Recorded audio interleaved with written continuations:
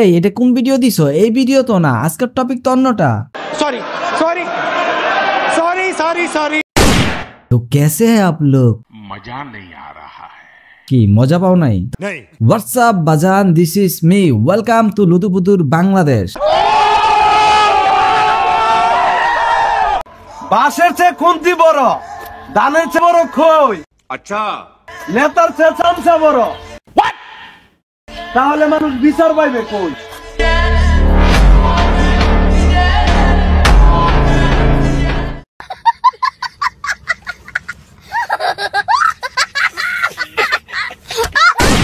এইটা তেমন কিছু না, এটা টাকি সবুজের ইন্টারভিউ চলতেছিল, ওইখানে বলছিল যে পুশ আপ মারো, কত মারতে পারো মারো। আমাদের টাকি সবুজ নাকি হেলমেট পরে নাইকা, এর জন্য নাকি সেনাবাহিনী থেরাপি দিতেছিল, माने থুক্কু শীতের শরীর গরম করতেছিল। মানুষ আমার বিষয়ে কিছু একটা পাইলে পাগল হয়ে যাগা, কেরা জানা আমি বুঝি না। বলেন কি? সেনাবাহিনী আমার গাড়ির কাগজ ছিল না সাথে, বাইকের মাথা হেলমেট ছিল না, দিকে আমার 5,000 বুক ডাউন দেওয়া হয়েছে।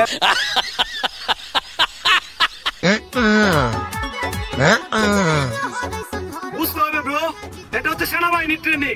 না ঠিক আছে ঠিক আছে, রাস্তায় ইফটিজিং করতে গিয়া সেনাবাহিনীর কাছে ধরা খাইয়া পানিশমেন্ট খাইছো, এইটারে ভুলভাল বোঝানোর লেগা কতগুলা ভিডিও বানায় লাইছো। আচ্ছা আমি শুনলাম তোমরা নাকি এক অটোওয়ালাকে থামাইয়া ইফটিজিং করছো, এই কারণে তোমাদেরকে সেনাবাহিনী দইরা থেরাপি দিল, কথাটা কি সত্য? অনেকদিন পরে নতুন কিছু বল। তোদের মুখে আমার নাম।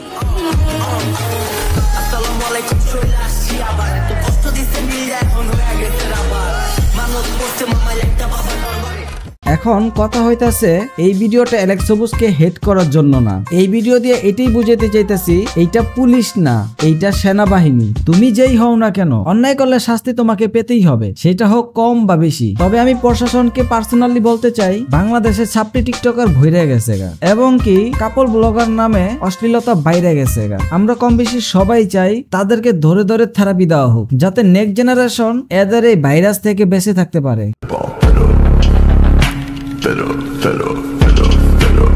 আসলে টপিক নিয়ে কথা কইতে কইতে আমার ইন্ট্রো দিতে ভুলে গেছিলাম, যে কারণে ফাঁকে দিয়ে ইন্ট্রোটা দিয়ে দিলাম।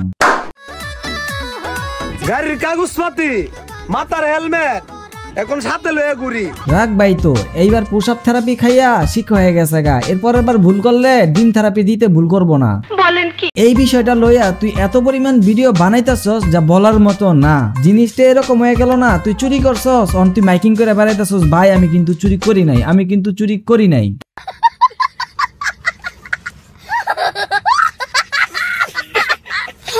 তোরা যখন থেরাপিটা দেয় তখন যদি সেনাবাহিনী যদি ভিডিওটা না করতো, তাইলে তুই এখন এই বিষয়টা লইয়া ছাপড়িগিরি করতি না। সেনাবাহিনী স্যাররা কি ট্রেনিং শিখাই দেয়া গেল, এখন সব সময় করি। শালা কয় কি, শালা আবাল নাকি রে তুই? তুই কি সেনাবাহিনীর বোন কিংবা মেয়ে জামাই নাকি রে? তোর মতো ছাপড়ি টিকটকার রে ট্রেনিং দিব, আলা বোধাই বলা বাইন।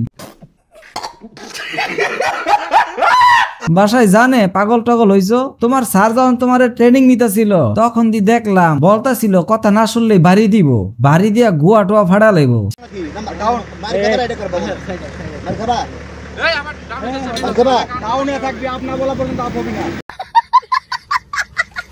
সেনাবাহিনী তার খাইয়া দেয় কাম নাই, এত জায়গা থাকতে রাস্তায় তখন ট্রেনিং দিব, বোধাই বলা বাইন। ঠিক আছে বুঝলাম, মানলাম যে তুই একটা ভুল করছস, যে কারণে তার একটা পানিশমেন্ট দিছে। তুই চাইলে কিন্তু পারতি একটা ভিডিওতে সবাইকে বুঝাইতে গাড়ির কাগজপত্র এবং কি হেলমেট ছাড়া গাড়ি চালাইলে কি কি সমস্যা হইতে পারে, কিন্তু তুই এইগুলো না কইরা কি করলি, আরো ছাপড়িগিরি করলি। কে তরলে ভিডিও করছে, কে কি করছে, স্যার কি ট্রেনিং দিয়ে গেছে, এই ধরনের বালমার্কা ভিডিও না বানায়া ভালো কিছু করো।